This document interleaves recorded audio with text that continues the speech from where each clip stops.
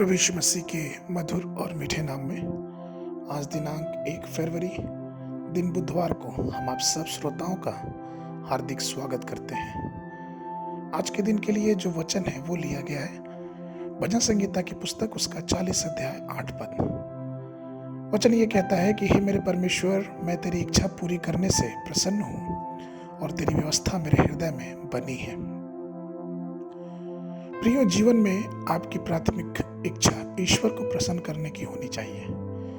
यदि ऐसी इच्छा आप में नहीं है तो आप केवल नाम मात्र के मसीही का जीवन जी रहे हैं। उदाहरण के लिए हम एक परिवार में पति को लेते हैं जो अपनी पत्नी को खुश करने की इच्छा नहीं रखता, तो वो सुबह उठकर अपने काम पे जाता है, भोजन करता है, काम से वापस घर पे आता है और अपने पारिवारिक जीवन जीता है। लेकिन वहीं पे दूसरा पति जो अपनी पत्नी को खुश रखना चाहता है, वो अपनी पत्नी से बातचीत करता है। जब काम से आता है तो वो कुछ मिठाई या कुछ फूल लेके आता है। वो अपनी पत्नी को प्यार करता है, उसकी खाना बनाने में सहायता करता है या फिर उसके खाने की बड़ाई करता है और कभी कभी उसके साथ बाहर घूमने जाता है।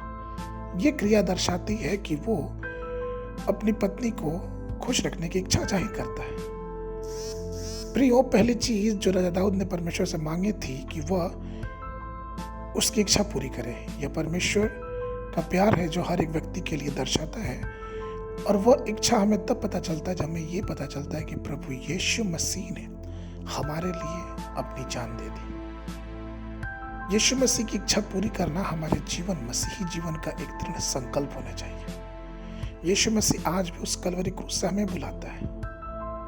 वो चाहता है कि हम उसकी इच्छाओं पे चलें और उसके पूरे आनंद का अनुभव अपने जीवन में लें। एक एक आशीष प्रभु हमारे जीवनों में और आपके जीवनों में देना चाहता है। वो बड़े चाव से हमें बुलाता है कि हम उसके पास आए। भजन संगीता उसका 1 अध्याय 2 पद कहता है कि परंतु वह तो यहोवा की व्यवस्था से प्रसन्न रहता और उसकी व्यवस्था पर रात दिन ध्यान करता रहता है।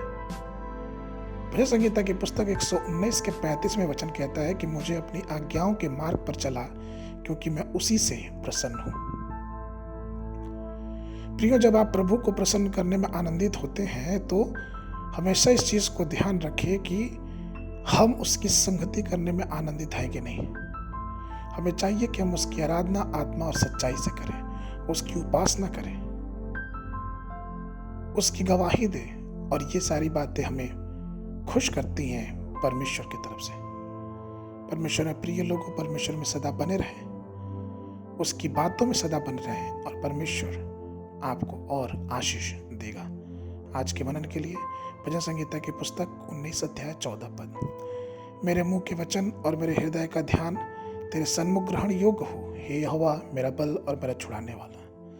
बाइबल अध्ययन के लिए सुबह के समय निर्गमन की पुस्तक उसका 27 और 28 अध्याय, शाम के समय मध्य रचित सुसमाचार उसका 21 अध्याय 1 पद से लेके 22 पद तक। परमेश्वर आप सबको आशीष देवे।